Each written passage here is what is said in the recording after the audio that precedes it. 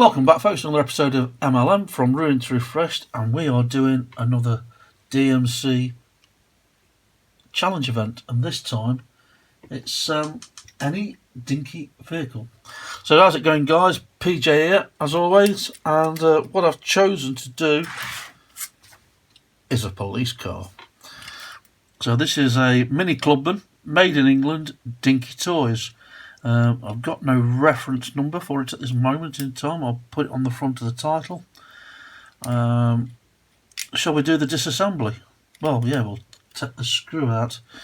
So let's take the screw out. I think somebody may have already had a go at doing this. It doesn't feel like the right screw that should be inside it, but anyway, there's the screw out.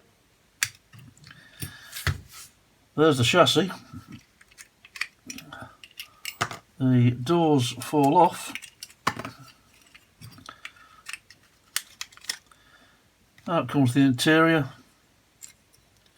and even the window unit's not sealed and it just drops out. So there you go, introduction and disassembly done in one. So we'll get these pieces in the caustic soda.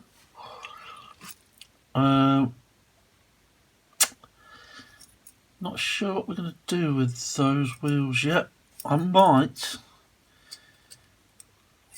make my own axles. They do seem a bit flimsy. So I may put some tubing in there and some new axles. We'll see. I haven't made my mind up. But we'll do the... something's going to have to be done because this looks a bit scruffy on the bottom. So yeah. I haven't made my mind up what I'm going to do with them, but I'll do something in the video to say to keep you updated. And there we go. So let's get the tools out and see what we can do with this one. And I'll catch you in a few. Cheers.